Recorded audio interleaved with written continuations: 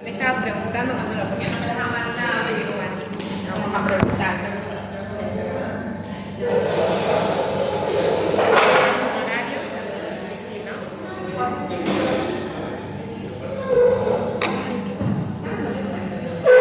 ¿Volvió el frío de nuevo?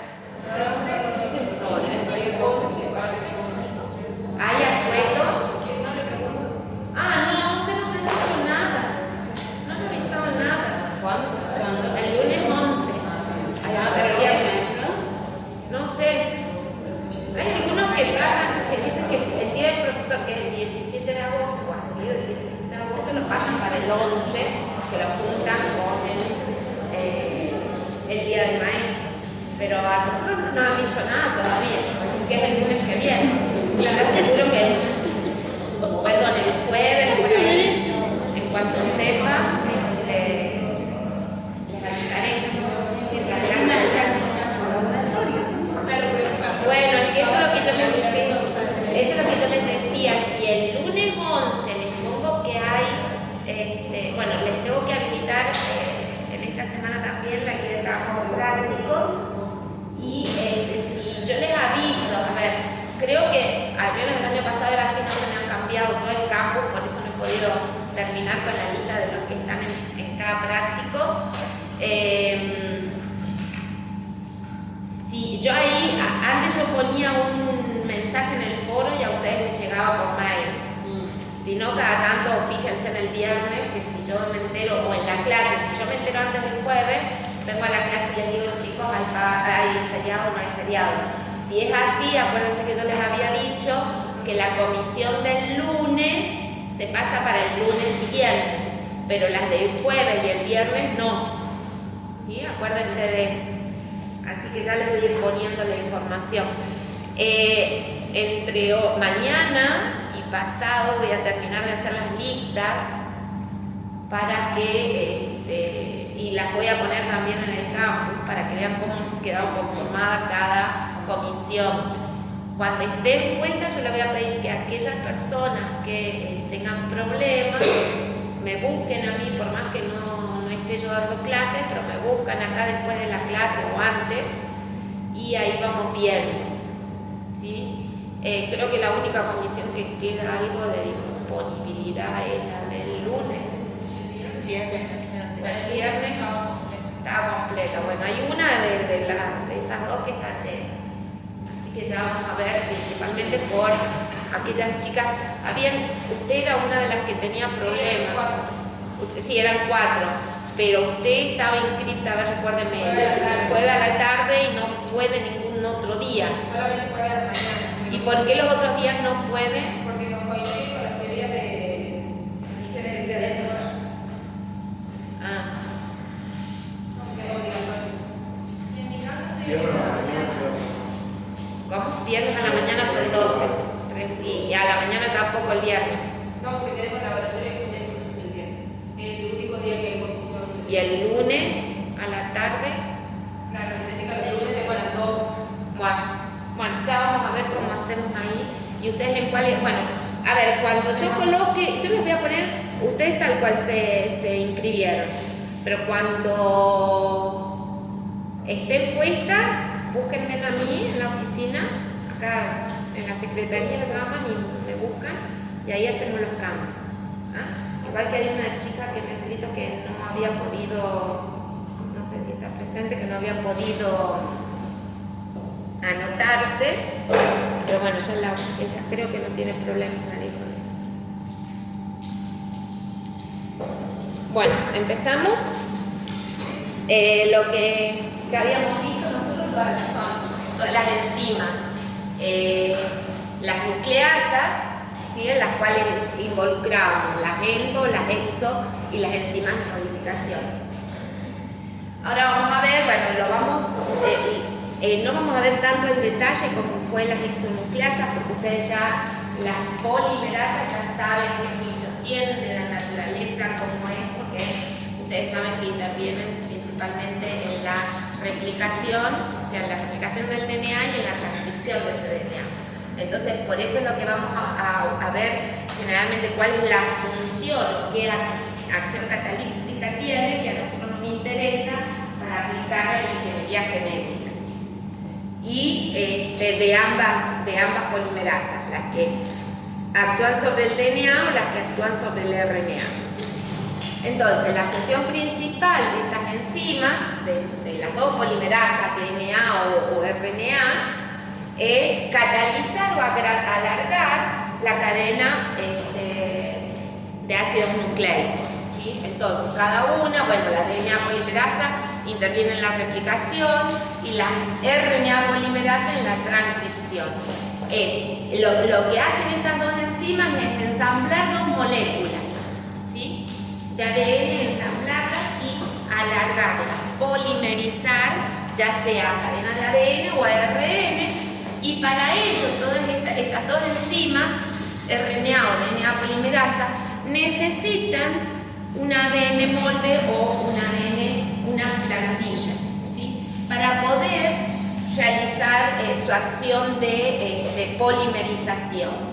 Y para que eso ocurra, ¿cómo polimerizan? Siempre lo hacen teniendo en cuenta la característica del DNA de que son hebras complementarias, que una base púrica se complementa con una pirimídica, ¿sí?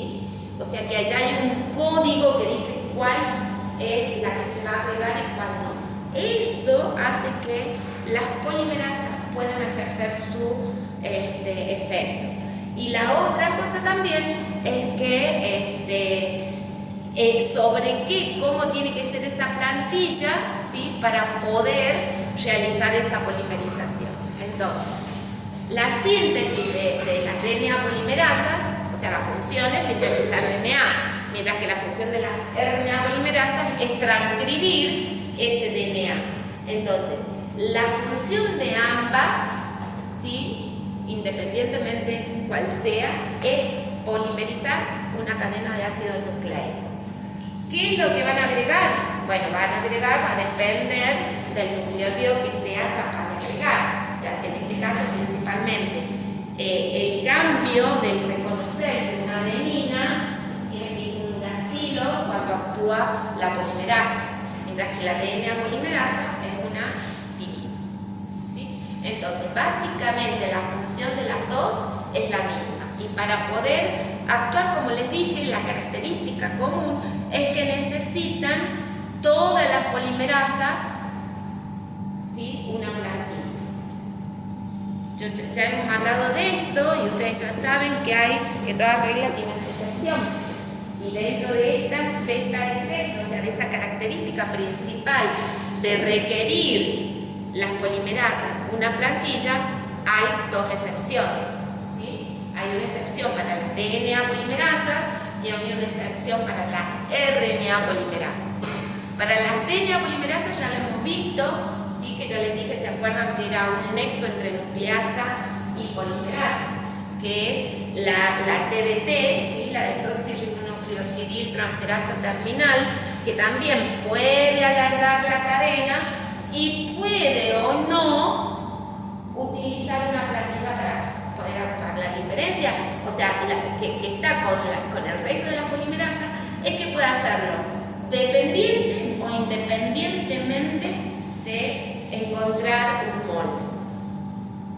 Y así como la TDT, también hay una RNA polimerasa que también, a diferencia de las más comunes, de las que realizan la transcripción de ese RNA, es la polia-RNA polimerasa, o denominada PAP, ¿sí? Esa también puede generar una cadena de RNA sin tener un molde. Son las dos excepciones a la generalidad de la función que hacen estas polimerasas. Entonces yo les dije, ¿cómo van a polimerizar? Toda enzima tiene su sustrato, ¿sí? Entonces, para poder reconocerlo, ese sustrato tiene que ser capaz de interactuar o ser reconocido con el sitio catalítico de la enzima. En este caso, en las polimerasas, el sitio catalítico es aquel que va a permitir el agregado de un nucleótido a la cadena. Entonces, ¿cómo lo va a agregar?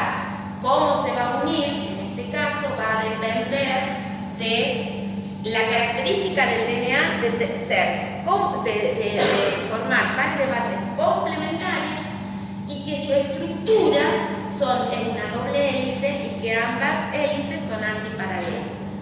Así como las exonucleasas como las endonucleasas necesitan un sitio específico para reconocer, acá las polimerasas necesitan sí o sí para poder actuar. Cuando yo les hablo de estas polimerasas, son las polimerasas que necesitan un molde, ¿sí? Las generales. Para poder actuar, para poder unirse al DNA, necesitan que ese molde tenga bases complementarias y que la doble hélice sea cada una de ellas antiparalelas. Y eso está dado principalmente porque ustedes ya han visto que para que se forme, ¿sí?, esa doble hélice, se une, como habíamos dicho, una base púrica con una pirimídica, y acá lo que importa a la polimerasa es esa complementariedad de bases. Que esa complementariedad de bases está principalmente en la cual influye los puentes de hidrógeno, ¿sí? Entonces, la complementariedad está dado por aparte de las uniones de puentes de hidrógeno, esto va a hacer que el DNA tenga una posición precisa, ¿sí?, para que las polimerasas se puedan unir y puedan copiar. Entonces, acá va a depender en la complementariedad de bases la capacidad que tiene cada una de esas bases de formar un puente de hidrógeno con su complementaria y la cantidad de puentes de hidrógeno que se van a formar entre unas y otras. Entonces eso le va a dar cierta estabilidad a esa molécula para que la polimerasa se pegue. Y la otra cosa es la característica de ser antiparalelas, ¿sí? O sea que cómo se une cada una de esas bases. Al unirse, ¿sí?, no importa si es una par de base purina con otra pirimídica y así, no, ¿sí? No importa si en una hebra es ACD, no, eso no importa. Importa que la unión para formar esa cadena antiparalela, o sea, la unión, acá está involucrada ya la unión de cada base hidrogenada con la que está por arriba o con la que está por abajo. Y esa unión está dada principalmente por estos son puentes de hidrógeno y estos, ¿quién los mantiene unidos? Los enlaces fosfodiéster. Y esos son los enlaces que va a catalizar también o que va a realizar las polimerasas. Entonces, acá lo que importa que ese enlace sí o sí está dado por un grupo fosfato de una de esas bases con el grupo oxidilo, ¿sí?, de la otra. Entonces, siempre va a quedar en la primera base que se une con la siguiente, la primera base está unido está involucrado el oxidrilo de esa primera base, mientras que el de la segunda está el grupo, el 5'-fosfato. Entonces, de esa manera, ¿sí?, se crea una cadena que tiene un sentido.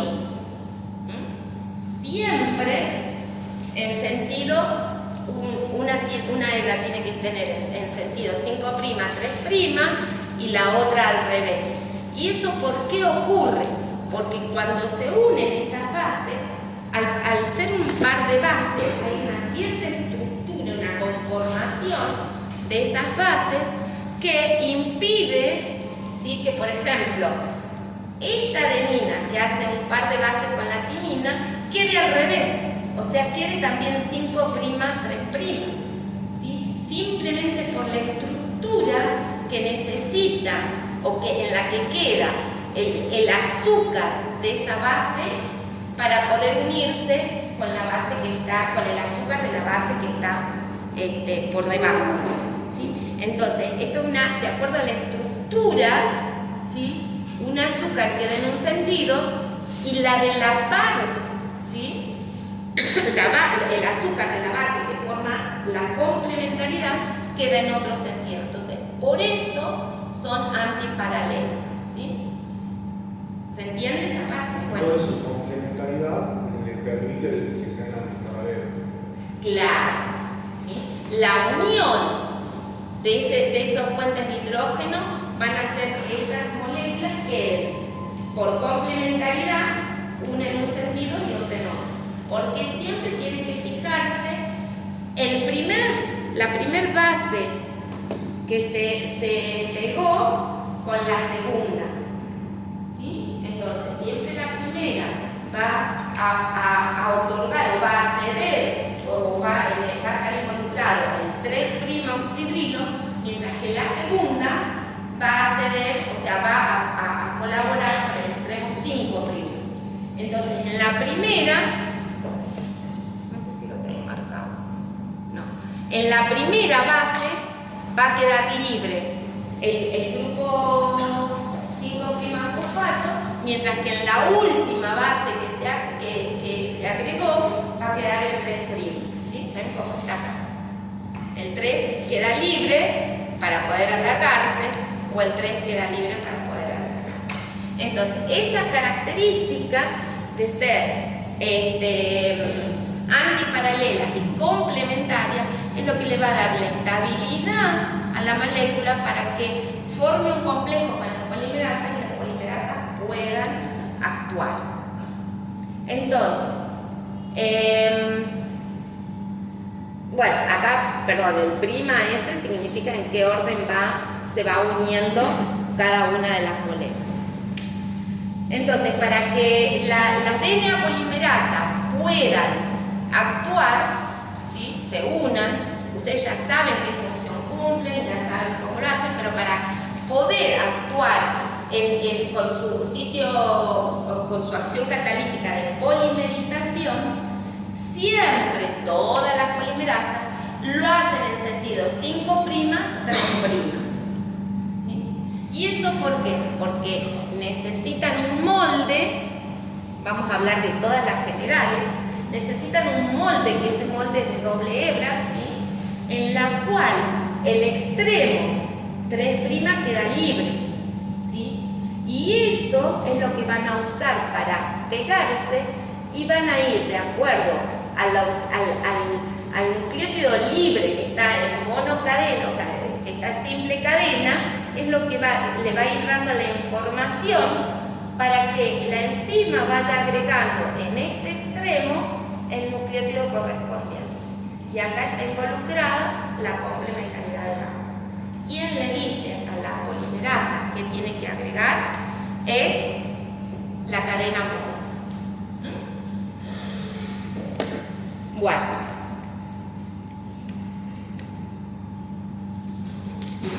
¿Cómo agrega, en este caso, cómo se agrega, cómo se alarga y por qué es importante el sentido 5', 3'?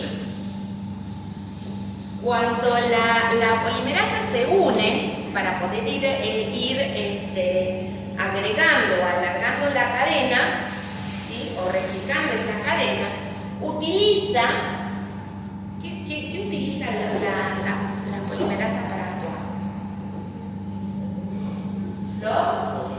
Los DNTP, los desoxitrifosfatos. Entonces, son enzimas que necesitan energía. Entonces, la energía, ¿quién se la da? El nucleótido que se va a agregar, el dinucleótido trifosfato que se va a agregar. Entonces, fíjense ahí, ya lo que va a agregar la enzima tiene la energía necesaria. ¿Y qué energía tiene? Un fosfato. ¿Sí? Entonces, no es la ATP, la energía que necesitan estas enzimas para poder actuar es la que trae el dinucleótido trifosfato que se va a agregar a la cadena. Entonces, sí o sí, necesita, ¿sí? Porque las enzimas, ¿qué hacen las polimerasas? Catalizan los enlaces fosfodiéster. Para que ocurra un enlace fosfodiéster, necesito un grupo fosfato y necesito un oxidrilo. ¿Sí? Entonces, como necesitan del dinucleótido trifosfato que van a agregar. Entonces, en ese caso, ¿qué hacen? Como ya tienen, no es ATP ni nada, hidrolizan, ¿sí?, el primer fosfato pegado a la base para que quede nucleótido monofosfato. Entonces, usan esa energía y ese fosfato que lo sacan del dinucleótido que se van a agregar es el que va a intervenir en la acción de la enzima de catalizar el enlace fosfodiéster del extremo 3' de la cadena que ya tiene del cebador con el nuevo nucleótido que se agregó. ¿Sí? Por eso, sí o sí, estas enzimas van a polimerizar en sentido 5', 3' de la cadena. ¿Ven?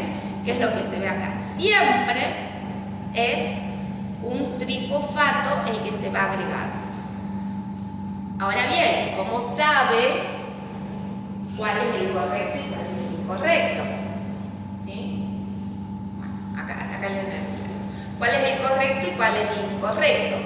Eso lo va a estar, bueno, acá también es lo que yo les estaba diciendo recién. El sentido de polimerización 5', 3', que era lo que creían está dado justamente por ese oxidrilo libre que queda en la cadena, que va a ser cadena la cebadora, ¿sí?, en base a la cadena, al cebador que tiene para poder unirse, en donde se va a producir el enlace con el nuevo nucleótido trifosfato que está entrando. Entonces, ahí la enzima va a catalizar el enlace fosfodiéster y ¿qué es lo que va a hacer? Lo va a unir y va a liberarse los dos fósforos que le quedan a esa molécula como fósforo inorgánico.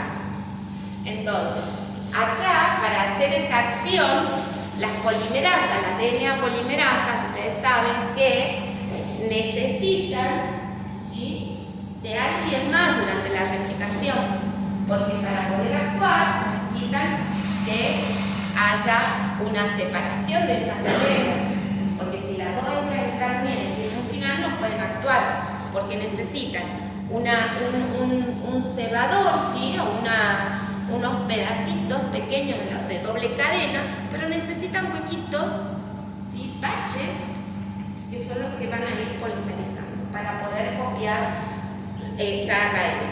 Siempre va en sentido 5', 3', por otra actividad importante que tienen estas enzimas, que hay muchas de ellas que reconocen cuando cometieron un error, vuelven atrás y lo corrigen, ¿sí? Entonces, eso es lo que va a estar determinando que la actividad de polimerización sea siempre 5', 3'. ¿Y qué nucleótido, cómo sabe qué nucleótido agregar? Eso lo va a estar dando justamente, lo que yo les decía a ustedes, la estructura de ese nucleótido. La estructura de la cadena molde, ¿sí?, con respecto a la cadena, o cómo está la base en la cadena molde con respecto a la que se está agregando. Ya les dije, entre guanina y citosina son 3 puentes de hidrógeno. Adenina, timina son 2. No es la estructura de una base hidrogenada de adenina, no es igual que la de timina, y no es igual que la de guanina, y no es igual que la de citosina, porque si todos fueran igual serían la misma base, ¿sí? Entonces, de acuerdo a quién lo está componiendo a esa base, si es adenina, si es timina, ¿sí?, es cómo va a ser la estructura. Y esa estructura, y por eso se une una adenina con una timina, no solamente porque es capaz de formar 2 fuentes de hidrógeno, sino porque en la estructura tiene una estructura perfecta que ensambla, que complementa, ¿sí? Y eso permite que si acá hay por ejemplo, acá hay una adenina, sí o sí se agrega una timina, porque cuando se forma la estructura, ustedes saben que el ancho siempre es el mismo. Entonces, si acá hay una base que no encuentra la complementaria, el sitio catalítico de la enzima se aleja un poquito y ya la reacción de catálisis de ese enlace fosfodiéster no es precisa. Entonces, si el nucleótido que ha incorporado es el incorrecto, hay como un error ahí en la estructura que queda, porque geométricamente ese nucleótido que agregó no encaja perfectamente esa complementariedad de base. Entonces, ¿qué hace? Vuelve atrás, lo saca y coloca el correcto. En el caso que lo reconozca, pero si no, pasaría y después sería el control. Por lo general, las polimerasas que actúan, claro, ya vamos a ver, acuérdense qué actividades tiene cada polimerasa, qué función tiene cada una de ellas, que ya las vamos a ver más adelante. Y eso es lo que nos va a decir, a ver, todas estas características que les estoy dando es para que vean cómo son o cuáles son las polimerasas que a nosotros nos conviene usar en ingeniería genética, dependiendo de qué. Entonces, por lo general las polimerasas todas tienen la actividad polimerización, ¿sí? Que algunas pueden corregir, otras no pueden corregir. Ahí viene la actividad que se usa en ingeniería genética para hacer lo que uno quiera, para lograr el objetivo que uno está buscando. Gracias. Por lo general, estamos hablando en general de las polimerasas, procariotas, eucariotas, no importa cuál, ¿sí? La actividad de polimerización se basa en la calidad, en la complementariedad de bases del DNA, se basa en que tienen DNA doble hebra antiparalelas, las hebras son antiparalelas, y que todas las polimerasas para polimerizar hacen 5' a 3'. ¿Por qué lo hacen? Porque usan la energía del nucleótido trifosfato para poder realizar el enlace.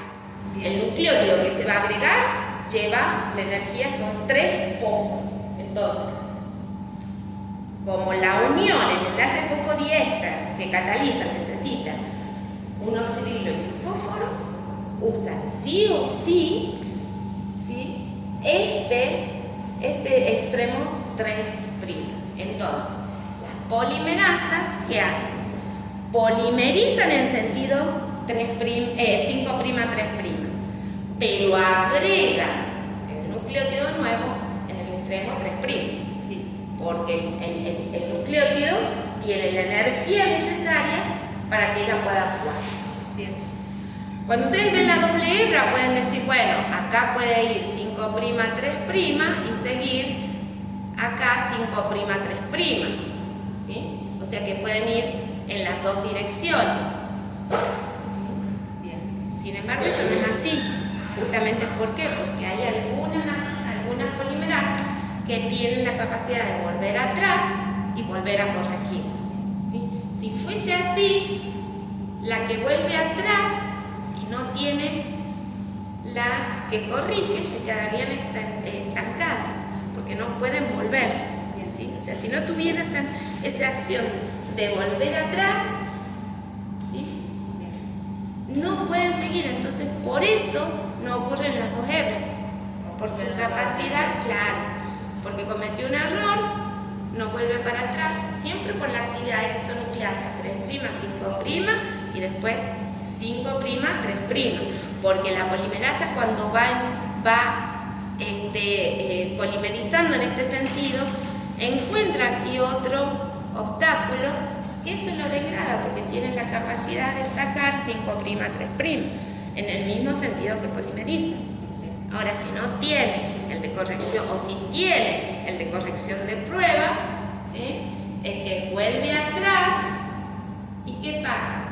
Se va a chocar, o sea, no puede realizar ese sentido para atrás. Entonces después esa enzima quedaría estancada y no se seguiría polimerizando. Por eso siempre se va en ese sentido, ¿sí?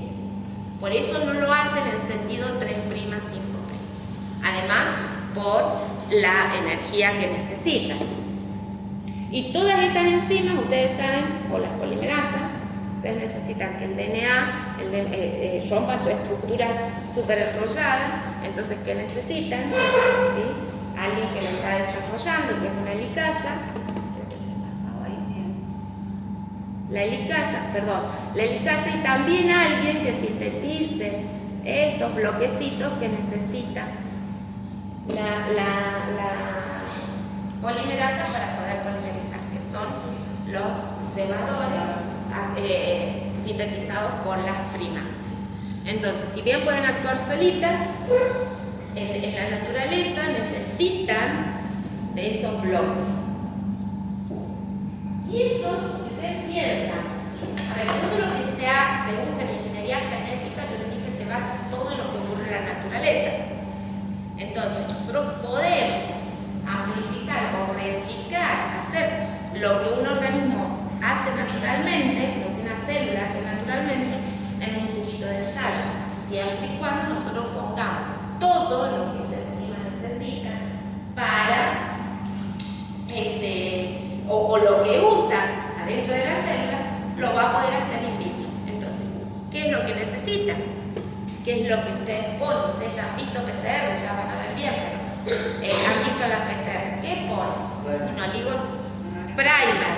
Los primers son estos pedacitos que naturalmente ya están, los pone la primasa. Ponen primasa en una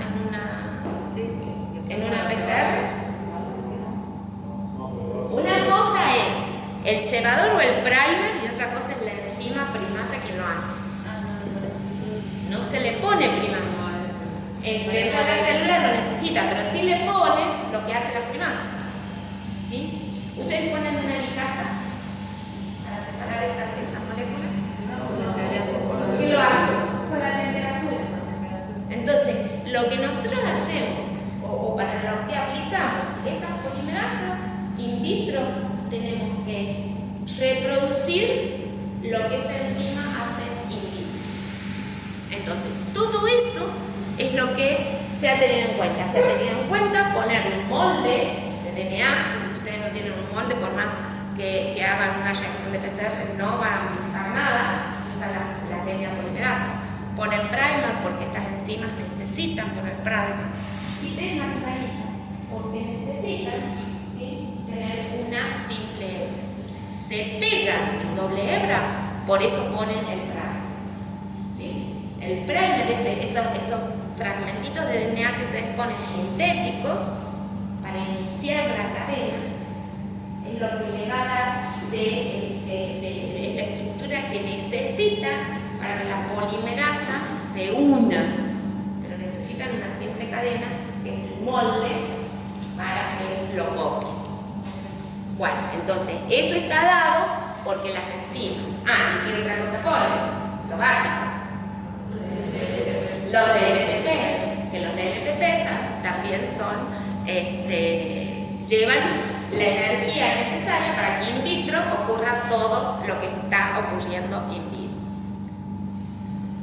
Las RNA polimerasas, si nosotros comparamos la función, es prácticamente lo mismo.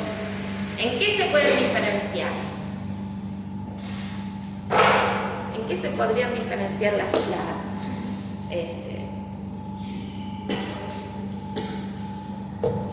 ¿En qué se diferencian así dentro de todo lo que les he dicho? Uracilo en vez de timina. Bien. También necesitan un molde, si no, no pueden hacer nada. Pero en este caso, en una sola de la hebra, que en este caso el molde de la DNA polimerasa usa DNA. Y las RNA polimerasas, ¿qué usan como molde? ¿Qué hacen las polimerasas? Las RNA polimerasas sintetizan el ARN. Entonces, ¿qué usan como molde? El ADN. O sea, las dos usan un molde y las dos usan como molde el ADN. Independientemente, que ya la vamos a ver después, que hay algunas que hacen lo que quieren. Toda regla tiene su excepción, y medio que ya lo hemos visto. Entonces, usan como molde el ADN, ¿sí? También, eso era lo que yo quería llegar. Una de las grandes diferencias DNA con las RNA polimerasa es que las RNA polimerasa no necesitan ese cebador para poder catalizar un enlace fosfodiéster en el extremo 3' oxidrilo de la cadena. ¿Sí? Acá simplemente necesitan el molde para saber qué es lo que tienen que agregar. Por eso también necesitan, ¿sí? o la cadena de RNA que se está sintetizando es antiparalela con la cadena del DNA molde que está utilizando para en contra de la cadena. También acá las RNA polimerasas lo hacen en sentido 5', 3', igual que las polimerasas, ¿sí? La dirección es exactamente lo mismo. Ahí está sonando un teléfono. Esa dirección es siempre lo mismo. Siempre leen en sentido 5', 3' y agregan el nuevo nucleótido que tiene en la cadena, ¿sí? Utilizando el oxidrilo del extremo 3' de la cadena que están leyendo. Acá también la energía proviene, para poder, también necesitan energía, y la energía también proviene del nucleótido, que en este caso es un ribonucleótido. ¿Sí? Lo único, ¿cuál es la diferencia entre los nucleótidos que usan la DNA polimerasa con los que usan la RNA polimerasa? Química biológica. ¿Cuál es la diferencia? Pero ¿cuál es la diferencia entre el ribo y el desoxirribo? ¿En el carbono? ¿En el carbono? ¿Dos de quién? Del azúcar. ¿Se acuerdan que yo les dije? Claro. Pierde un oxígeno en el carbono 2 y la pérdida de ese oxígeno marca la diferencia si es una base que va a usar la RNA polimerasa o si es una base que usa la DNA polimerasa. ¿Y eso qué le facilita? Perder el oxígeno para formar el DNA le permite a la cadena, que yo les dije, poder plegarse, porque le da mayor flexibilidad, ¿sí? Y formar una doble hebra, mientras que el RNA es cadena simple, ¿sí? Pero siempre la cadena que se está sintetizando es antiparalela con la cadena molde. También, entonces, la única diferencia, la RNA polimerasa, si encuentra una base hidrogenada que ha perdido uno de los oxígenos de su carbono, que tiene un azúcar con un oxígeno menos, no lo puede reconocer, en este caso no lo puede pegar, ¿sí? Principalmente acá por la estructura que tiene. Entonces, no la tiene la RNA polimerasa. La RNA polimerasa lo único que hacen es ir caminando. Lo que va sintetizando, exacto. ¿Sí? No es replicar todo, sino pedacitos de eso que hizo la DNA polimerasa, es lo que ellos están escribiendo. Y eso va a depender, ¿cierto?, de qué condiciones está la célula para poder expresar algunos genes o no. Y esa diferencia que usted la ha marcado es muy importante, porque el uso, o sea, le da importancia al uso de las RNA polimerasas. ¿Por qué yo uso a las polimerasas? ¿Sí? Generalmente la diferencia está en que la DNA polimerasa la voy a usar para clonar algo, la RNA polimerasa, la ingeniería genética, para estudiar el producto de eso que tiene, la expresión de eso que tiene. Entonces, esa es la importancia que tiene. Entonces, si hacemos una comparación de DNA polimerasa con RNA polimerasa con DNA polimerasa, fíjense que básicamente lo que se diferencia La función es la misma, catalizar enlace fosfodiéster, ¿sí? Agregar nucleótidos, ya sea, depende si es ribo o desoxirribonucleótidos. Pero esas pequeñas diferencias es lo que van a hacer que una actúe en la transcripción y el otro en la replicación. El propósito del uso es como yo les he puesto acá, para hacer copias de RNA de genes. O sea, uno de los principales usos es analizar, se les emplea para analizar la expresión de un gen. En un momento y bajo condiciones determinadas, o sea, en un momento del ciclo de vida de la célula, bajo condiciones específicas. Mientras que acá yo puedo copiar todo independientemente, o sea, cuando yo hago una copia del DNA, yo no voy a necesitar sacar ese DNA en una fase de crecimiento, no, porque en cualquier fase de crecimiento, ante cualquier condición ambiental, siempre va a ser el mismo DNA. ¿Sí?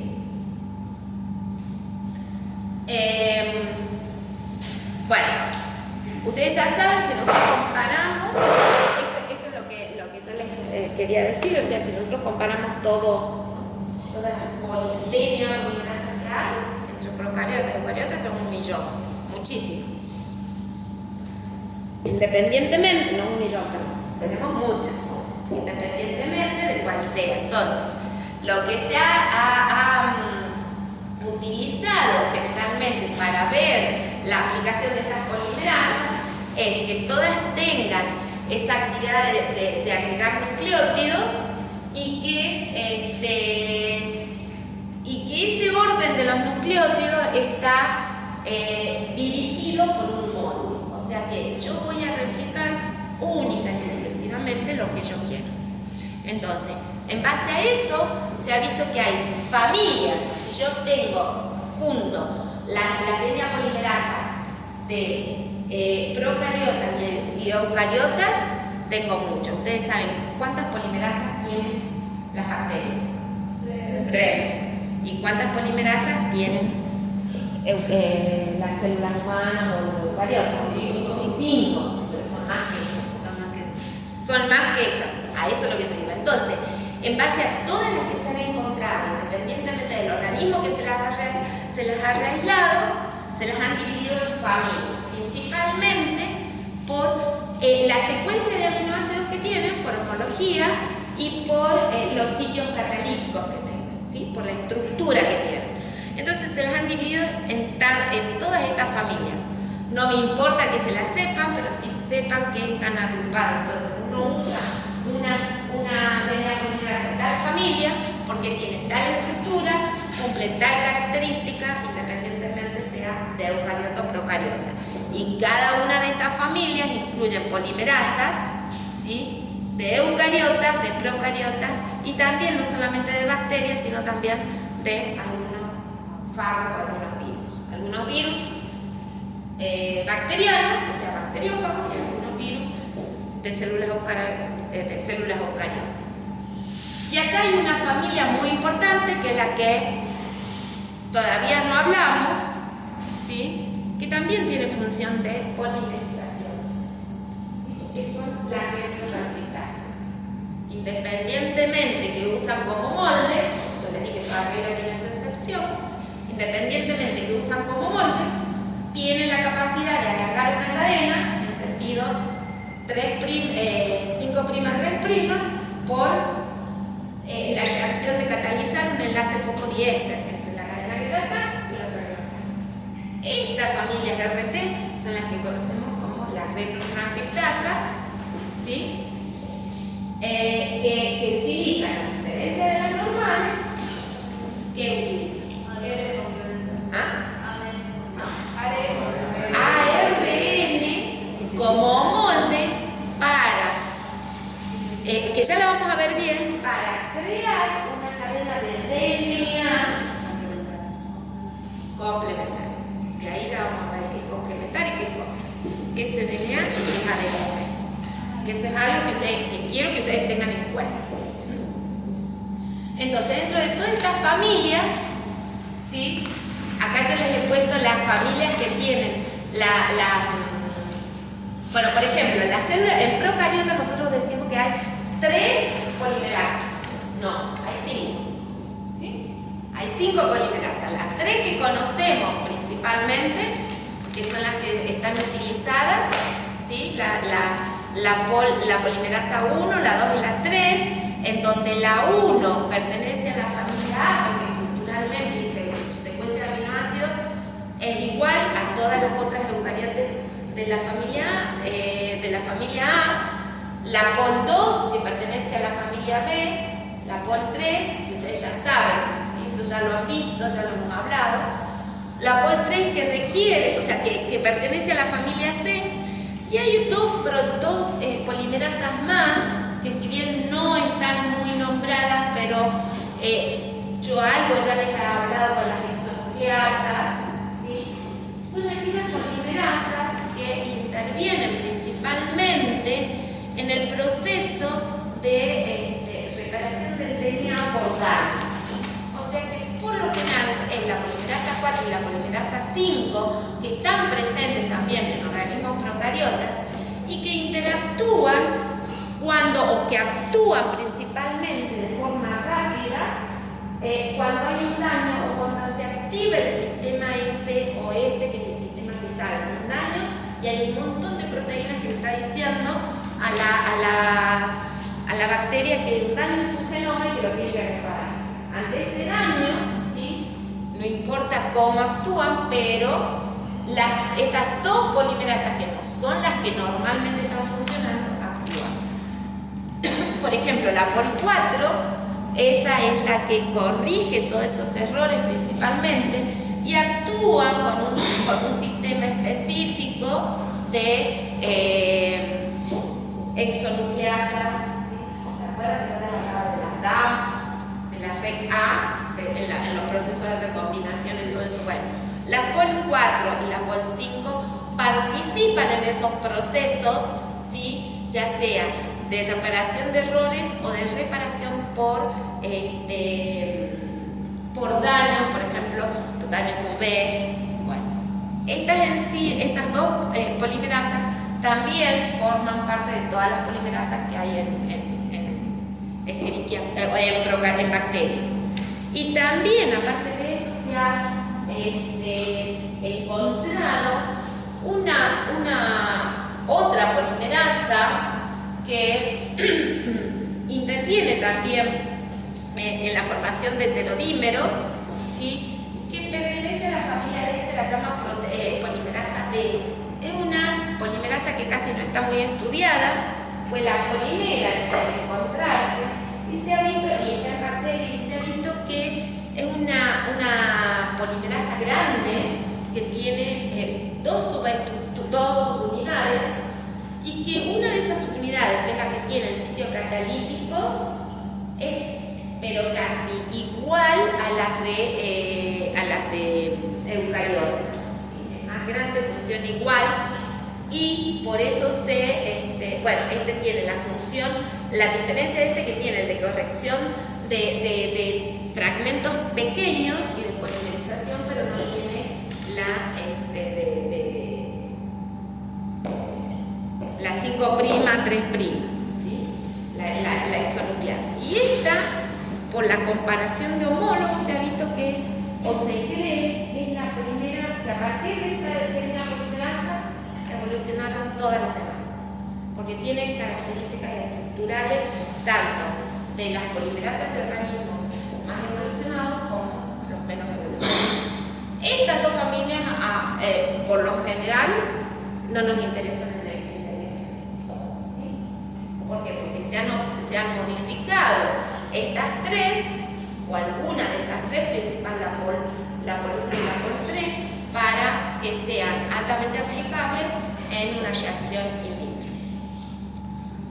Y bueno, y acá también, perdón, ahí no la vemos, pero también dentro de la familia de las DNA polimerasas de procariotas tenemos también una retrotranscriptasa, que es el caucho. Y dentro del grupo de eucariotas también están agrupados en familias. Estas son las polimerasas, las 5 polimerasas más conocidas, ¿sí? Que están agrupadas junto con las de eucariotas en todas estas familias. Si ustedes ven, acá tenemos XX, AB. Acá en las de procariotas también tenemos A y B. Fíjense que las A y B son las principales, ¿sí? Y ya vamos a ver la función que tiene cada una de ellas para poder cumplir. Y acá también no nos olvidemos de la otra familia que es RT, que también tiene un otro ejemplo, que es lo que usted me decía, que es la polimerasa de los telómeros de los cromosomas, ¿sí? Que también es una retrotranscriptasa, no es una DNA polimerasa, que también tiene la función de exonucleasa. Entonces, para yo poder, dentro de toda esta gran variedad de opciones que tengo de polimerasas para usar en un ensayo in vitro, como tengo que simular las condiciones y tengo que cambiar condiciones en las que la naturaleza me está, por ejemplo, yo tengo una helicasa en la naturaleza, en el in vitro no uso una helicasa, sino que logro lo que la helicasa hace in vivo calentándolo. Entonces, esa es una de las características que tengo que tener en cuenta, que tienen que tener las polimerasas para poder usar. Entonces, básicamente hay 4 características, que es, la primera es la que yo les decía, ser termoestable. Este es el primer problema que tuvo. ¿Se acuerdan quién les dije que dice que creó, diseñó la técnica de la PCR? Que le trabajaron Kelly Miles. Entonces, a él fue el primer obstáculo que obtuvo. Él vio que podía amplificar ese DNA usando una DNA polimerasa. Sin embargo, el problema que tuvo, que veía que esa enzima se degradaba, porque para poder hacer que reaccione tenía que, en el molde de desnaturalizarlo, separarlo por temperatura. Entonces, los cambios, ustedes saben que a lo largo de todas las PCR nosotros tenemos que hacer ciclos en donde desnaturalizo el molde, bajo la temperatura para que se unan los primers del oligonucleótido, después subo la temperatura para darle la temperatura en la cual polimeriza esa enzima, y cuando está tengo que volver a calentar para volver, y así muchos ciclos. Bueno, eso, la termoestabilidad, la capacidad de mantener su actividad de polimerasa, de polimerización, es una de las condiciones muy importantes que se tienen que tener en cuenta al momento de decidir qué enzima voy a usar. Bueno, acá hay muchas enzimas, ¿sí?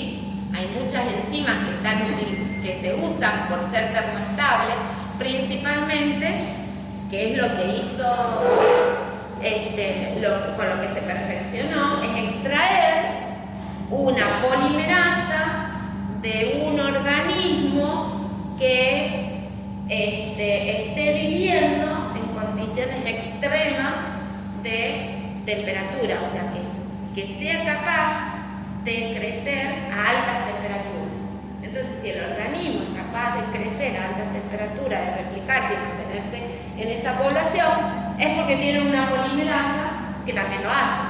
Y esa es la TAC polimerasa, que es la más usada, ¿sí? Que es extraída, al igual que las enzimas de restricción, también llevan el nombre del organismo que se las extrajo.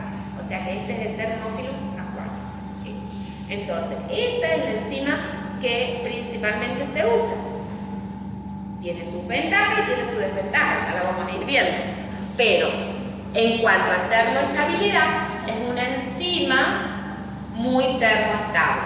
Hay otras como la PFU, ¿sí? Y muchas otras que se han ido modificando porque tienen características que yo quiero, que se han modificado para cumplir la función de termoestabilidad. Y acá un dato importante es que ese DNA POLD que yo les dije, que es la más ancestral, se ha visto que es muchísimo más termoestable que la TAC, pero aún así no se ha utilizado en la ingeniería genética. no se ha modificado, es muy termoestable, muchísimo más, soporta más cambios de temperatura que la TAC, pero no ha sido utilizado, su empleo no ha sido desarrollado. Otra de las características que tengo que tener en cuenta es la velocidad en la cual realizan la acción catalítica, o sea, la velocidad de polimerización. Y esto está dado por cuánto tarda la enzima en agregar un nucleótido a esa cadena, ¿sí? Cuánto se demora en agregar ese nucleótido. Y acá ya vamos a ver que, o sea, cuánto demora en extender esa cadena. Y acá tienen que ver mucho con la función que cumple cada una de las polimerasas, ¿sí? En la naturaleza. Se ha visto que, por ejemplo, la polimerasa 1 puede extender o puede agregar entre 15 a 20 nucleótidos por segundo, mientras que la POL3 lo hace muchísimo más rápido. Y eso porque es así, porque hay algo que en la naturaleza, ¿sí?, de por sí hace a la POL1 más lenta. ¿Ustedes se acuerdan en qué momento ocurre actúa la polimerasa 1 con respecto a la 3? Exacto, es la primera que se une al cebador, ¿sí? Es la que inicia el proceso de polimerización. ¿Y la 3? Cuando ya está iniciada la replicación de DNA, ¿sí? Entonces, para poder reconocer, para poder pegarse, para poder eso, la polimerasa 1 es más lenta, ¿sí?, para poder reconocer lo preciso. Pero la otra, cuando ya empezó, ya se fue y lo hace rápido. Entonces, por eso una de las más usadas es la polimerasa 3. Otra de las cosas es cuán fiel es el producto que yo obtengo con una polimerasa. ¿Es una copia exactamente igual al molde o es una copia que tiene algún error? Eso se le llama la fidelidad de copia, ¿sí? ¿Con cuánta fidelidad? ¿Y qué creen que puede estar relacionado con esta característica que a mí me interesa? La capacidad que tienen algunas polimerasas de volver atrás y corregir. Si vuelven atrás y corrigen, ¿sí?, eso, la copia va a ser más fiel. Pero, ¿qué ocurre cuando vuelven atrás y corrigen y vuelven a seguir? ¿Cómo reacciona? Es más lenta. Entonces también pierdo, si yo quiero fidelidad, pierdo velocidad. Y velocidad es una de las características que yo necesito. Entonces, todas esas características, ¿sí?, van a ser esencial para la aplicación y va a determinar cuál es la que yo voy a usar. Por ejemplo, la velocidad, mientras más rápido es la enzima, menor actividades tiene. O sea, tienen la actividad de polimerización, pero no la de corrección de prueba, entonces van a ir más rápido. La polimerasa tiene esa característica, ¿sí? Tiene la actividad exonucleasa 5', 3', pero no la de corrección de prueba. Por eso la polimerasa es mucho más rápida que las otras enzimas. Sin embargo, se han desarrollado varias otras enzimas, por ejemplo, esta que se llama, son todas comerciales, la High Fidelity que se llama, que es así, tiene la actividad de volver atrás y volver a corregir.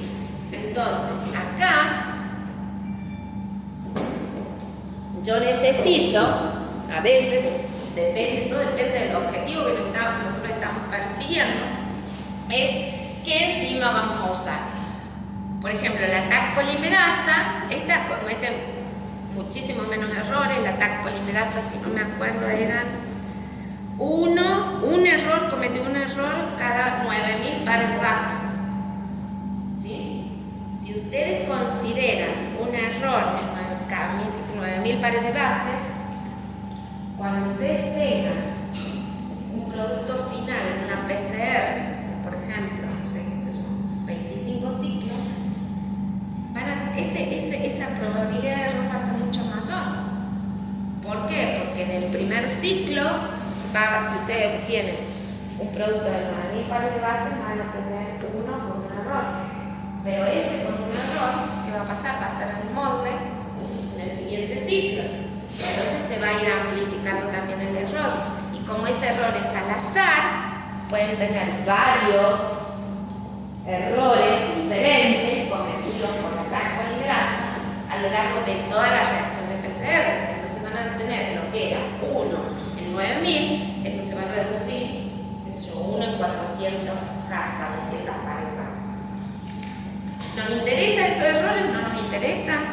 ¿Qué pasa? Depende de lo que estamos haciendo. Si nosotros queremos amplificar y tener el gran número, no importa. Si lo quiero secuenciar, no importa, porque eso se va a ir diluyendo. ¿Sí? Y como el error no es siempre, como el error es al azar, cuando yo voy a secuenciar eso que obtuve, si yo quiero saber únicamente la secuencia de un gen, no me va a importar porque durante ya lo van a ver, durante el proceso de secuenciación, no se analiza un solo producto de PCR, sino se analizan muchísimos, y ahí es lo que se va haciendo, que es lo correcto, ¿sí? Con una probabilidad, el que más aparezca es el real. Entonces eso no me importa. Pero ¿qué pasa si yo lo quiero clonar? Cuando yo clono, a diferencia de lo que cuando secuencio, yo clono únicamente un único producto de PCR. No toda la cantidad que yo obtengo, una sola molécula que yo amplifique es lo que estoy clonando. Y en este caso puede ser que justo la que cloné sea el error. Entonces ahí ya no me interesa. ¿Sí? Entonces, dependiendo, ahí que voy a necesitar una enzima que no importa que sea más lenta, pero que no me cometa tantos errores. ¿Sí? Por lo general, las polimerasas, en general, hay algunas magnetas como la POL1, que son antiguas, pero en general, lo que se usa o lo que se espera es que una polimerasa pueda sintetizar o tenga una velocidad de síntesis de 1000 pares bases por segundo. Entonces, todo eso tiene que ver. Ahora, ¿qué otra estrategia puedo tener? Hay otras enzimas, y ya lo vamos a ver, una partecita, o sea, dividir las actividades de estas enzimas para que algunas sean más rápidas, otras sean más lentas, que se puede hacer una combinación durante esa PCR de agregar dos enzimas juntas. Una que polimerice rápido, como la TAC, y otra que me vaya corrigiendo los errores que la TAC puso. ¿Sí? Entonces, esa es otra de las estrategias que uno puede tener. Y otra de las cosas que se tienen muy en cuenta, que influyen mucho, es la capacidad y la procesividad que tiene. ¿Sí? ¿Se acuerdan que nosotros ya habíamos hablado de procesividad para las exonucleasas? Bueno, acá también, pero acá en vez de sacar, de agregar. La procesividad de una polimerasa está dada por el número de nucleótidos que agrega a esa cadena naciente antes de despegarse del código. Entonces, ¿se acuerdan que las exonucleasas tenían esa capacidad de que algunas iban nucleótido por nucleótido? Entonces, bueno, acá es importante. ¿Acá qué es importante? Y que esa procesividad está totalmente relacionada también con la velocidad. ¿Sí? ¿Por qué? Porque si se une, la unión es muy rápida. Si se une, coloca uno, se despega, vuelve a unirse, ¿verdad? Es muy poco efectiva esa enzima, ¿sí? Esa polimerasa. Yo tengo que hacer que se una y que copie todo lo que pueda, lo más rápido que pueda. Entonces, esos son procesividades. Esa es la capacidad de procesividad, que se pegue por cada evento de unión de formación del complejo enzima DNA, la cantidad de nucleótidos que pueden agregar. Fíjense acá, yo les puse la pol 1 versus la pol 3. La pol 1 es más rápida, la pol 1 es más lenta, la pol 3 es más rápida. Tiene una procesividad menor la pol 1 que la pol 2. ¿Sí? Agrega menos nucleótidos a la cadena que la pol 3. Y así está determinado, está analizado para todas aquellas enzimas que de algún modo se les ha extraído y se les ha visto sus características. Entonces, dependiendo de lo que uno quiere hacer, puede elegir qué enzima usar. Y acá también hay otra cosa que la procesividad es la capacidad de agregar por eventos, mientras que hay otra que es la distributiva, que es la pega uno, pega otro. Entonces, esa propiedad la necesito para algunas polimerasas, ¿sí? O sea que acá podemos ver que es una característica que está compartida con las hexanucleasas, aunque en sentido totalmente diferente, ¿sí? Una quita, la otra agrega. Bueno, eso es lo que les decía. La pol 1 tiene una baja procesividad, mientras que la pol 3 tiene una alta procesividad. Entonces, cuando nosotros vemos todas las características, toda la variedad de polimerasas que tenemos, ¿sí? Ahí podemos utilizarlas, como yo les dije, para distintos fines. Por ejemplo, la polimerasa es la base de la a ver, lo que la polimerasa hace en la naturaleza de replicar el DNA es en lo que se basa el método de secuenciación. Es exactamente lo mismo, nada más en vivo y organismo. ¿Qué hace la polimerasa? Agregar nucleótidos. ¿En qué se basa la secuenciación? En ir agregando nucleótidos. ¿En función de qué? De las dos hormonas. ¿Sí? ¿Cómo voy a saber en la secuenciación qué nucleótido se agregó? Dependiendo de lo que yo le puse. O sea, la polimerasa me va a agregar un nucleótido si yo solo le pongo el dinucleótido tipo 4 a la adenina, la polimerasa va a agregar adenina en donde encuentre una adimina en su módulo. Entonces eso me va a dar una marca, y esa marca es un pico, y eso me va a decir que en ese camino de acá hasta que veo una adenina, en ese espacio hay una adenina. Después voy a poner una timina, y en eso se basa la secuenciación. En ir agregando nucleótido por nucleótido, ¿sí? O determinar la posición de cada nucleótido en función de la actividad de la DNA polimerasa. Entonces, el primer uso es la secuenciación, ¿sí? Otro uso que ya lo hemos visto en todas las PCRs y en todas las derivadas después de esta técnica. Estaban ahí viendo que reacción en cadena de la polimerasa 1, lo puedo ir modificándola para que pueda tener otros fines, no solamente amplificar un fragmento de DNA. Una de las cosas muy importantes es esto de mutagénesis. Utilizando estas polimerasas, uno puede hacer mutagénesis sitio-dirigida, ¿sí? Justamente en aquellas polimerasas donde puede ser sitio dirigido o puede ser al azar, utilizando o eliminando de las DNA polimerasas la actividad de corrección de prueba. Entonces, si yo elimino de las polimerasas eso, puedo utilizarlas para obtener mutagénesis y ver en este caso, ¿sí?, cuál es la función de un gen y que, por ejemplo, en una enfermedad, ver qué parte de ese gen me cambia el producto y ese producto qué efecto fenotípico produce. ¿Se acuerdan que yo les dije a ustedes que nosotros podemos empezar a hacer, o sea, podemos estudiar o hacer ingeniería genética directa o inversa? Bueno, acá está involucrada la proteasa. en la realización de un proceso de ingeniería genética como inverso. Tengo el DNA, lo secuencio, lo muto y veo qué efecto tiene. Antes yo veía el fenotipo y buscaba el gen responsable. Bueno, la desoxinucleotidransferasa terminal ya hemos visto cuáles son sus funciones, pero como es una polimerasa, lo tengo que tener acá.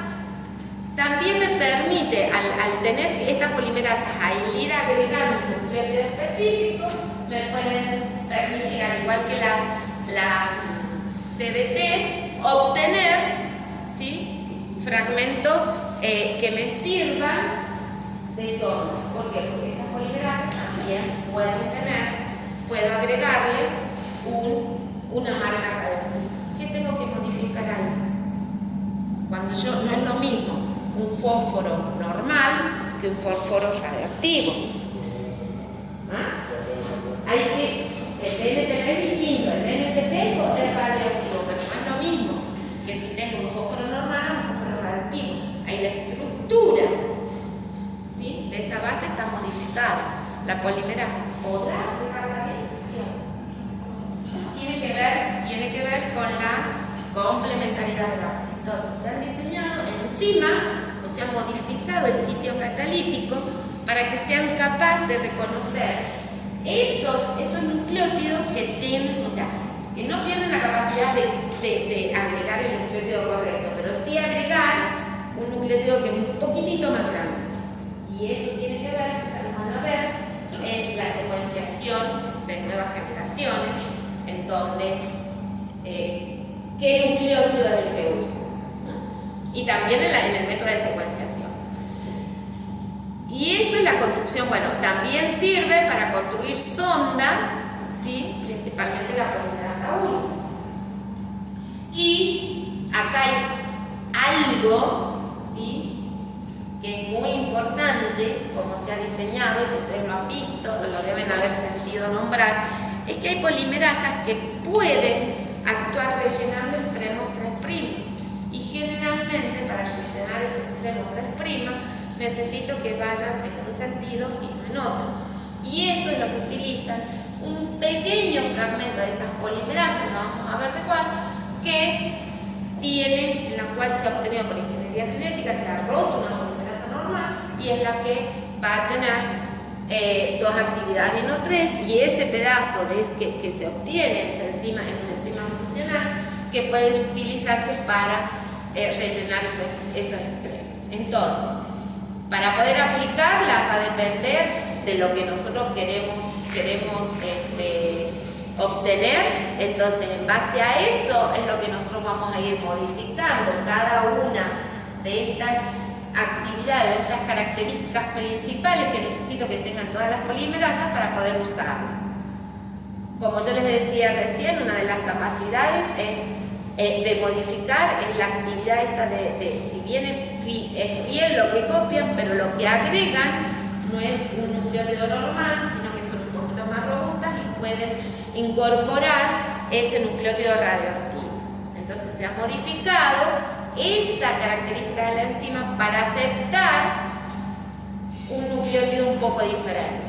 Y hay otras polimerasas que se han modificado, principalmente por lo que yo les decía a ustedes, para la cuestión de la secuenciación, en donde se tienen características que son altamente termoestables, tienen alta procesividad, ¿sí?, y que son, como por ejemplo esta, una comercial, que esa se ve que se ha modificado, tiene la capacidad de amplificar 4 veces más que la TAC polimerasa, es muchísimo más fiel, puede utilizar esos nucleótidos que yo les dije a ustedes, modificados por fósforo 32, ¿sí?, totalmente comercial, y activa en diferentes condiciones. Hay muy pocas cosas que tienen esa actividad. Y esa es una de las principales enzimas, no me importa el nombre, no me importa saber que hay una, que por lo general para cada aplicación se ha modificado algo de esa enzima por ingeniería genética de proteínas para lograr que cumpla la función que nosotros queremos. ¿Alguna duda? Bueno, ¿ustedes ya han visto que hay el fragmento clino en alguna? ¿No? ¿En alguna clase? No. Bueno, el fragmento clino es una de las primeras modificaciones que se hicieron a las polimerasas, principalmente a la polimerasa, a la polimerasa 1 de Escherichia coli, que ustedes saben que esta polimerasa es muy lenta porque tiene las tres actividades, tiene polimerización 5'3', exonucleasa 5'3' y exonucleasa 3'5'. Lo que se hizo, esto fue realizado en 1970 más o menos, lo que se hizo es purificar esa DNA polimerasa 1 de coli y se vio que si uno lo trataba con subtilicina, podía dividirse, ¿sí?, a la enzima, estamos hablando de la enzima, no del gen. Se dividía esa proteína en dos partes y una de ellas conservaba la actividad de polimerización y la exonucleasa 3'5, que ¿cuál es? Corrección de error, ¿sí? Corrección de error. Entonces, esa polimerasa es una de las primeras, ese fragmento clino es una de las primeras modificaciones que se realizaron por ingeniería genética para poder utilizarla para tener distintas aplicaciones. Entonces, ¿cuáles son las aplicaciones? Bueno, al igual que la POL1, puede sintetizar DNA de doble cadena a partir de cadena simple, o sea que necesita un molde, pero puede polimerizar. Puede rellenar los extremos esos que quedan, por ejemplo, cuando uno corta con una enzima de restricción y que deja extremos, ¿se acuerdan?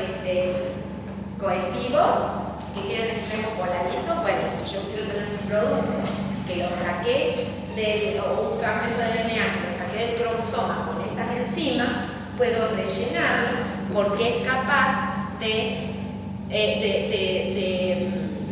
complementar o de rellenar esos extremos y también, ¿sí?, de digerir, ¿sí?, esos extremos que están ahí, porque tiene la actividad exonucleasa 3'5'.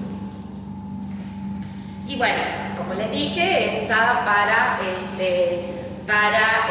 preparar sondas. ¿Cuál es la característica entre una y otra? Que la clino es una proteína mucho más pequeña. Si le saco una de las actividades, va a ser más o menos procesiva que la 1. Menos procesiva. Si le saco una de las actividades, más procesiva, ¿sí? Más procesiva. Entonces yo les dije, la polimerasa 1 tiene todas las actividades, es muy lenta con respecto a la 3, pero lo que se ha visto es que si se le saca eso, va más rápido. Menor fidelidad, mayor procesividad. Entonces, a veces se combina en una PCR, ¿sí?, la TAC polimerasa con este fragmento clino y se logra todo: mayor procesividad, mayor velocidad, mayor fidelidad, mayor procesividad, ¿sí? Y esta corta. ¿Alguna duda de ahí? ¿Hasta ahora? Sí. Por lo general se usa toda enzima, digamos, para que la transcripción sea rápida y rápida. ¿La qué? Hablemos. ¿La transcripción? No, perdón, la replicación. La replicación. Sea rápida y procesiva, digamos, porque si no, es como una sola enzima no puede tener todas las características. No, todo va a depender de qué quiere obtener usted. ¿Qué es lo que quiere amplificar? ¿Para qué lo quiere amplificar? ¿Sí? ¿Y qué es lo que está amplificando? Porque acá la fidelidad tiene mucho que ver, que eso es una de las grandes cosas o grandes defectos que tiene la TAC polimerasa, es de que si bien copia más rápido, tiene muchos errores. ¿Sí? Entonces, ¿qué es lo que quiero obtener? ¿Cuál es el molde que estoy usando? Quiero simplemente secuenciarlo y bueno, lo obtengo por TAC.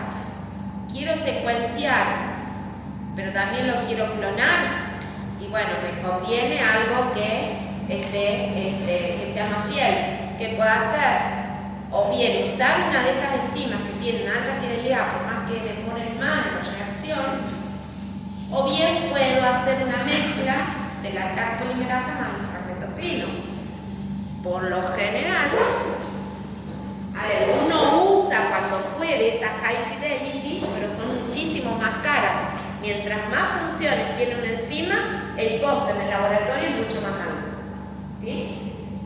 Entonces, puedo hacer una combinación de TAC con el fragmento clino, con el pedacito ese del APOL1. Entonces estoy logrando de algún modo hacer o conseguir una alta fidelidad y que se polimerice rápido, ¿sí? Porque una se complementa, ¿sí? Todo depende. Otra de las cosas que no les había dicho, que es de la gran, que está totalmente relacionado con la fidelidad que tiene la TAC polimerasa, es la longitud del tamaño del fragmento, o la longitud del fragmento, o el tamaño del fragmento que quiero amplificar. Si es un fragmento, si la TAC polimerasa, más o menos, agrega un error cada 9000 bases, si yo tengo un fragmento de 20 kilobases para amplificar, calculen el error cuántas veces cuántos errores va a cometer la TAC polimerasa en amplificar todo ese fragmento. Si el fragmento es pequeño, es de 400, o sea que la probabilidad en un fragmento grande que la TAC polimerasa agregue un error es mucho más alta que si tengo un fragmento pequeño. Por ejemplo, si tengo un fragmento de 400 pares de base y la TAC polimerasa me agrega uno cada 9000 pares de base, la probabilidad que justo en ese fragmento haya un error es muchísimo más baja. Entonces, si tengo un fragmento pequeño, conviene la TAC, porque la TAC no es barata y no va a cometer, si bien comete errores, la tasa de errores es lo que me va a estar diciendo si puedo no usar esa polimerasa dependiendo del tamaño de lo que yo quiero amplificar. ¿Se entiende? Entonces, el uso de una, de dos o cuál de las polimerasas voy a usar va a depender todo de lo que yo quiero hacer. ¿Sí? Profe, ¿se puede utilizar solo el fragmento de dinámica? Sí, pero por lo general se usa solo en alguna, por ejemplo acá lo que yo les dije, si yo quiero preparar una sonda, lo puedo usar. ¿Sí? ¿A qué se refiere con traslación de mecha? Cuando va a corregir, o sea, por un error, por un daño, por algún mutaje, ¿no? ¿Sí? Cuando se activa este sistema SOS, se produce una mella, un error ahí. Entonces, traslación de la mecha es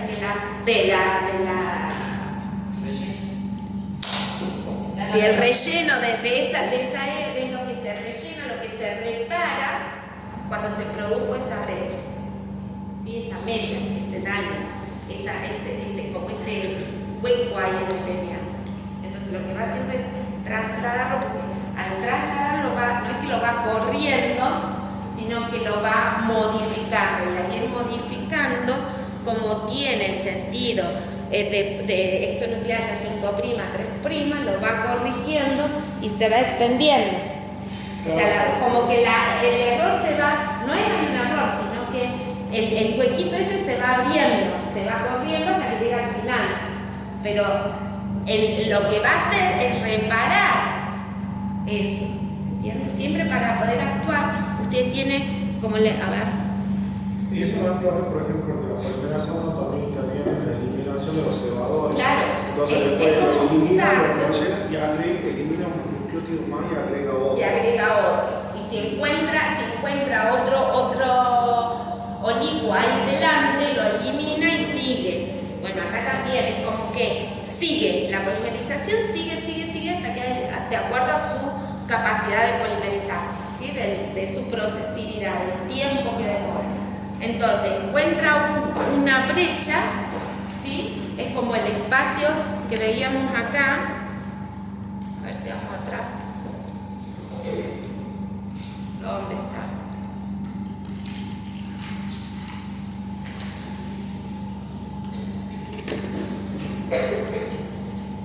Acá.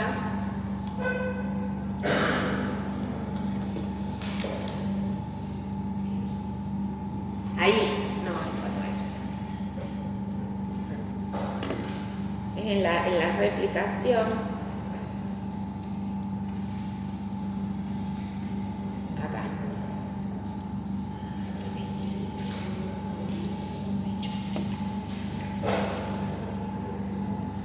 ¿Sí? Esto, supóngase, esto es durante la replicación. Cada uno de estos son los cebadores que reconoce. Entonces, supóngase que esto esté pegadito, las dos hebras, ¿sí? Pero en una de ellas hay una separación, hay una ruptura ahí. Eso es como una brecha, una mella que tiene. Entonces, lo que hace este fragmento es entrar, como tiene un pedacito con que pegarse, tiene otra, es como cuando a una sola de las hebras le falta un pedacito, pero la otra está completa. Y viene otra parte y sigue con su complementario. Entonces ese hueco que tiene, ese daño que tiene una única hebra, puede ser rellenado por este fragmento clínico, ¿sí? Porque se une ahí y va polimerizando hasta que encuentra el otro extremo correcto. En algunas veces es como que va a la vez que va polimerizando, ¿sí? Va corrigiendo hasta formar la cadena perfecta. ¿Sí? Claro, bueno, sí. Eso por eso en algún lado le he puesto los fragmentos de Okazaki. Sí. ¿Profe? ¿Cómo? Son los cebadores, los fragmentos de Okazaki de algún modo son los cebadores, ¿sí? ¿Cuál sería la diferencia con la ligasa ahí? ¿Con qué? Con la ligasa. Hoy ya la vamos a ver. Todavía no terminamos, no llegamos a ligasa. Acá, ojo, son dos cosas totalmente distintas. Acá está polimerizando, es como que está rellenando un espacio vacío en una de las hebras. Cataliza la adición de nucleótidos en una hebra. Adición, que es opuesto a la hexonucleasa, que es remoción. ¿Sí? Hexonucleasa. Nada que ver con las ligasas. Las ligasas no polimerizan. Las DNA polimerasas sí, ya lo vamos a ver cuando lleguemos. ¿Sí? Bueno, dentro de todas las transcriptasas, entonces todas estas actividades son algunas de las modificaciones que han surgido de las polimerasas para su uso. Pero siempre tengan en cuenta que la polimerasa, dentro de todas las que existen comercialmente, yo voy a usar dependiendo de lo que quiero lograr. Entonces, acá está de nuevo esa polimerasa que en vez de utilizar DNA como molde, usa RNA, que si ustedes se acuerdan, yo ya las había puesto dentro de las hexonucleasas, ¿sí? Porque también puede polimerizar en sentido 5', 3', igual que lo hace una polimerasa, una RNA polimerasa, siempre para el sentido 5', 3', pero lo que se diferencia acá es el molde que va a tener. Esta transcriptasa tienen una tasa de errores bastante elevadas. Se sabe que, por ejemplo, dependiendo de cuál se está usando, porque hay varias comerciales, hay algunas que tienen mayor tasa de error y otras que tienen menor, pero fíjense que la tasa de mutación que tienen es mucho mayor que la tasa polimerasa. Estas retrotranscriptasas, de donde se han extraído las que más, o sea, las más conocidas. Por lo general de virus, como el del HIV, también de la leucemia murina, el del mieloblastosis aviar, y bueno, la que si bien es más conocida para ustedes son la telomerasa, pero por lo general las más usadas son estas dos en el laboratorio, ¿sí? Y son las que más se conocen cuál es la tasa de error. Los usos son principalmente, acá es muy importante el uso de la retrotranscriptasa como polimerasa, porque es algo que se usa generalmente para, o lo más usado es, bueno, algo para que si yo cloné un fragmento de DNA, ver el producto, hacer la transcripción, ¿sí?, de ese producto. Cuando ese producto está, o sea, cuando ese mensajero está, yo voy a saber, o sea, yo voy a hacer que eso que se clone, ese DNA que amplifique, lo clone, quiero ver en qué momento se expresa, bajo qué condición. Entonces yo voy a hacer que el hospedador en el que yo le he puesto lo voy a someter a distintas condiciones, distintos ambientales, distintos factores. Entonces eso es lo que yo voy a obtener, es que en ese momento se expresa esto o no se expresa, ¿sí? Entonces esta retrotranscriptasa lo que me va a poder permitir es estudiar justamente todas las, o en qué momento o qué se expresa en un momento determinado, ¿sí? O sea, voy a poder estudiar el transcriptoma. Y para poder ver todo lo, supónganse, ustedes quieren ver qué se expresa ante una condición de estrés. Bueno, todo lo que esté expresado se va a ir a RNA mensajero, ¿sí? Entonces, ¿cómo voy a saber esos mensajeros? Esos mensajeros son inestables. ¿Qué hago?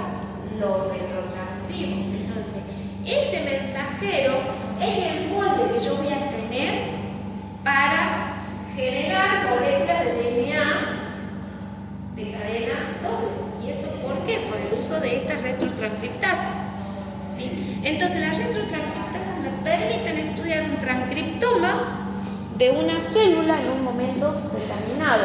¿Por qué? Porque tiene la capacidad también de agregar nucleótidos con la misma característica, las reacciones exactamente igual, pero a partir de un molde. Y como ese molde es RNA, si yo extraigo el RNA de una célula que se expresa en un momento bajo una condición determinada, puedo ver todos los genes que se expresaron, por lo tanto puedo retrotranscribir todo ese transcriptoma, todos esos mensajeros que se produjeron en ese momento y convertirlos al DNA. Y ya una vez que los tengo convertidos al DNA, los puedo secuenciar y puedo ver qué es lo que se expresa. ¿Sí? Entonces, esa es la gran utilidad que se tiene o que se les ha dado a estas retrotranscriptasas. Entonces, ¿cuál es la característica de estas enzimas?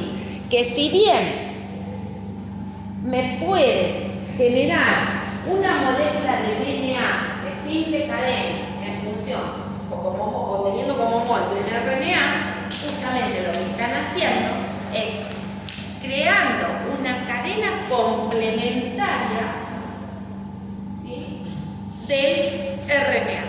¿Por qué? Porque siempre tiene que ser la complementariedad de bases.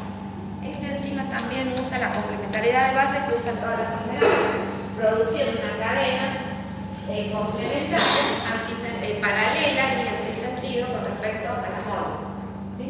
Pero es una cadena. A diferencia de las otras polimerasas que pueden sintetizar cualquiera de las dos hebras, ¿sí?, acá ¿qué va a pasar? Puede copiar una, porque el mensajero o el RNA es una sola hebra. Entonces me va a generar un DNA de cadena simple que copia el mensajero. Entonces lo que generan es el ADN-C o DNA-C, que es complementario al mensajero molde, que no es lo mismo que copia, ¿sí?, pero tengo una única cadena. que hace la retrotranscriptasa es generarme el DNA C, que esa C es de complementario. Pero ¿cómo obtengo la otra hebra? ¿Cómo puedo obtener la otra hebra en el laboratorio? Con una polimerasa. O sea que en este caso hago una PCR, pero ya no necesito en el primer momento desnaturalizar. ¿Sí? No necesitaría desnaturalizar. Pero ¿qué pasa? Que lo que yo pongo como molde en esa reacción es un híbrido entre DNA y RNA, porque si bien crea una cadena de DNA, hay ciertas bases que están pegaditas, una G, una C, pueden estar pegadas, ¿sí? Entonces sí tengo que desnaturalizar. Pero el molde real de la reacción de PCR va a ser una única hebra complementaria producida por la retrotranscriptasa. ¿Sí? Entonces, ¿qué voy a obtener yo? Voy a obtener un DNA copia del transcripto después de la reacción de PCR. Un DNA copia, que es copia de lo que se expresó en ese momento, es una copia del mensajero. Entonces, lo que ya estoy obteniendo acá es un cADN, no un ADN-C. ADN complementario y ADN copia. Cuando es de doble cadena, ¿sí? Y es obtenido en un segundo paso por la reacción en cadena de la polimerasa. ¿Bien? Entonces, el ADN complementario lo obtengo por la retrotranscriptasa y el cDNA, o sea, el DNA copia, cuando genero la segunda hebra de esa primera que me generó la retrotranscriptasa. Entonces, eso es uno de los grandes usos que tienen las retrotranscriptasas, que me permite, siempre yo les dije, en toda técnica hay herramientas que son enzimas específicas y a su vez pueden haber técnicas que sirven de herramienta para otra técnica más. Vamos a ver, copias se pueden hacer. Por lo general es así, o sea, para poder distinguir, una vez se dice, bueno, ¿qué me hace la...? Yo prefiero que lo denominen así, ADN-C, que es la complementaria. ¿Qué hace la retrotranscriptasa? ¿ADN copia o ADN complementario? Complementario. Eso es lo que tiene que tener en cuenta. ¿Sí?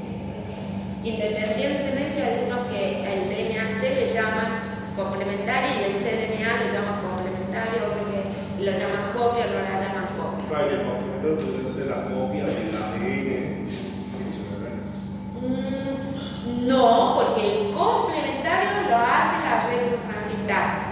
La copia fiel del DNA que estaba en el que produjo ese mensajero ocurre por una segunda reacción con PCR.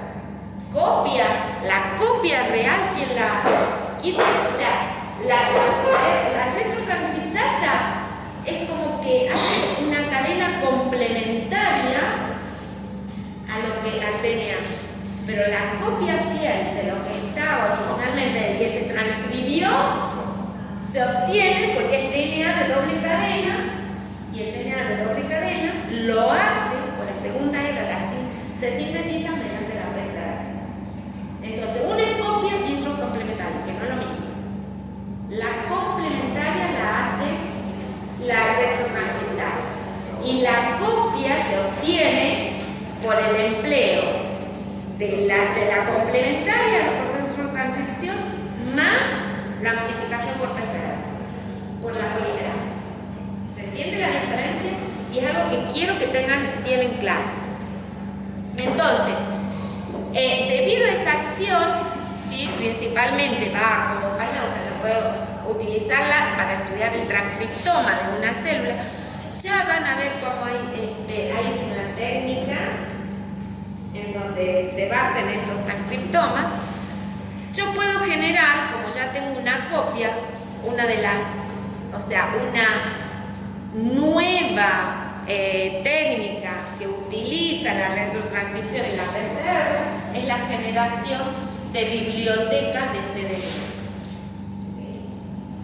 Entonces uso una herramienta para obtener algo que después me va a servir para utilizar otra técnica y que esa técnica, y finalmente ¿qué voy a obtener? Clones de lo que se expresa en una célula anticondicional, pero clones de DNA y ya puedo analizar. Bueno, así como las DNA polimerasas, las RNA, también hay un montón, y por lo general estas enzimas, vamos a ir rápido si no vamos a terminar. Estas enzimas se las usan también para sintetizar la cadena de mensajeros a partir de un DNA.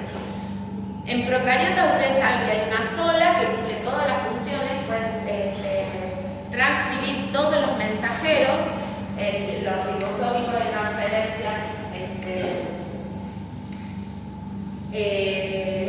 los mensajeros, la de transferencia de los ribosómicos, los pequeños, todo eso lo hace una única polimerasa en procariotas, mientras que en eucariotas hay 3 que van a depender, ¿sí?, de que cada una especializada para un tipo específico de RNA, porque ustedes saben que no todos los RNA se van a transcribir, no todos los RNA son necesarios en el núcleo.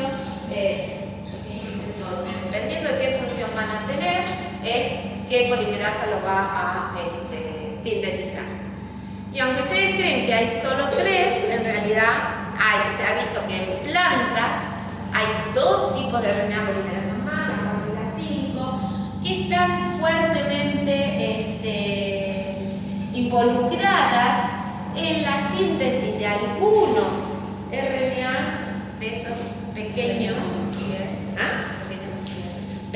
nucleares que tienen que ver con el silenciamiento de algunos genes. Eso principalmente actúan ante la presencia o también como un sistema de inmunidad ante la presencia de un patógeno para hacer que ese patógeno no afecte la bacteria. Bueno, se han demostrado que hay 2 polimerasas más, la 4 y la 5, que intervienen en la síntesis de esos pequeños RNA de interferencia. La aplicación, ya les dije, transcripción in vitro de algo que yo cloné. Pero como la función de las polimerasas de las RNA polimerasas es de codificar el mensaje que tiene el DNA para llevar a un producto, ¿sí?, por lo general esas transcripción in vitro se utilizan para el desarrollo de fármacos, ¿sí?, para producir grandes cantidades o para hacer que se exprese, o por la producción de proteínas, por ejemplo, cuando son proteínas que están producidas en coli, pero son de otro, entonces se pone la polimerasa y ya van las RNA polimerasas, y para que lo expresen, y ya vamos a ver, cuando hablemos de vectores, la importancia de estas RNA polimerasas también. Es un método que tengo para controlar, ¿sí?, que un gen que yo quiero se exprese o no se exprese y cuándo se exprese. Hay una combinación del uso del clonado, de la modificación de estas polimerasas en el clonado, cuando, por ejemplo, estoy clonando un vector con un vector plasmídico. Ya lo vamos a ver. Vamos a ver cómo se modifica la célula hospedadora, que es lo que hablábamos antes del sistema de restricción, modificación. ¿Saben qué otra cosa voy modificando en esa célula para que haga lo que yo quiero? ¿Y qué le voy poniendo? ¿Sí? ¿Y en qué momento puedo usar estas polimerasas? Bueno, y finalmente llegamos a las ligasas. ¿Hasta ahora hay alguna duda?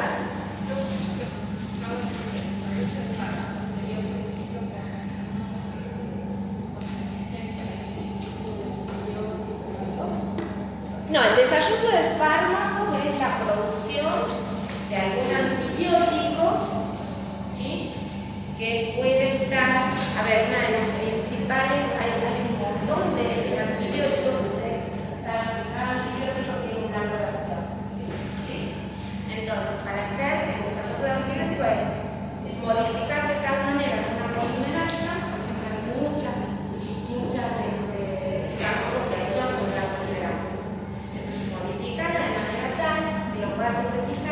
Ya sea que sea resistente o que sea sensible. Si yo tengo una enfermedad, quiero matar una bacteria y sé que hay un antibiótico que actúa sobre la determinada polimerasa, entonces yo ¿qué tengo que hacer? Modificar de algún modo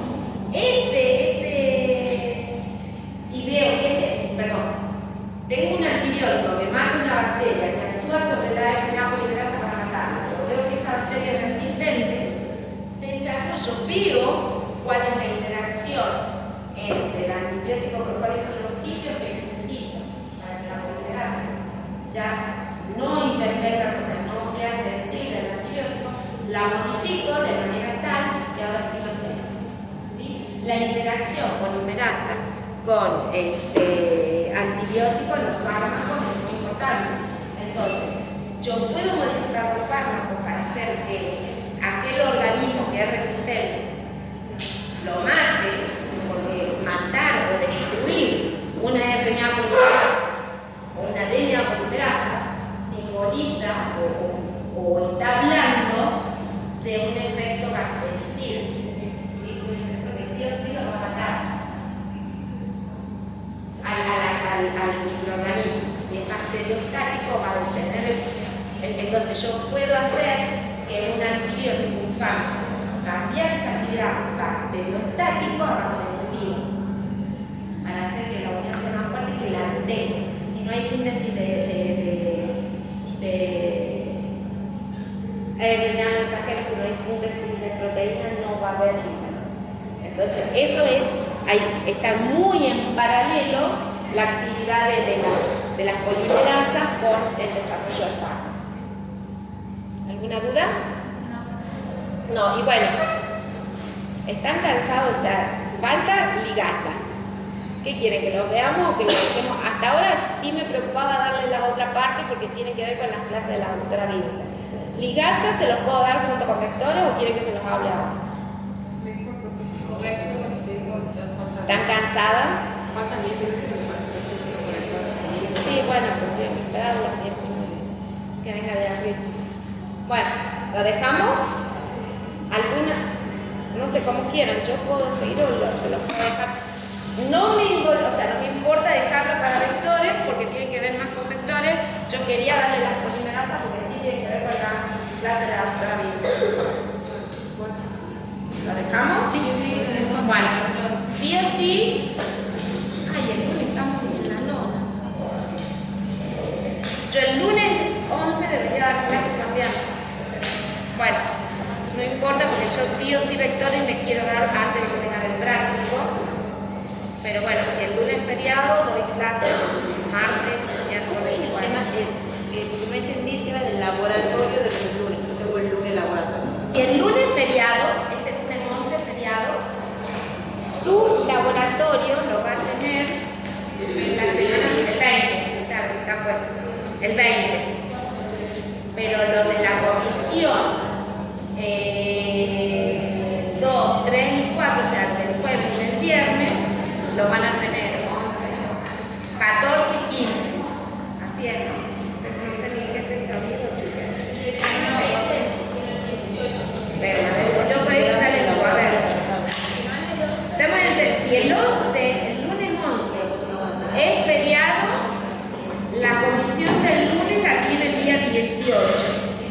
Pero el primer práctico de las otras comisiones van a ser el 14 y el 15. Claro, ¿Se entiende? La comisión de esta semana no tendría. No.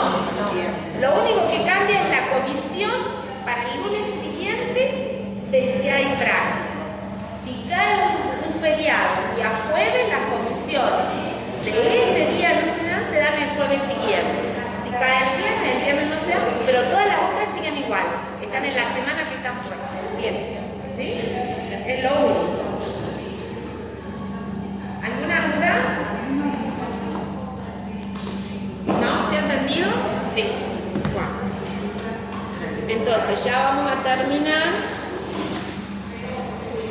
Si no es feriado el lunes, si no, terminamos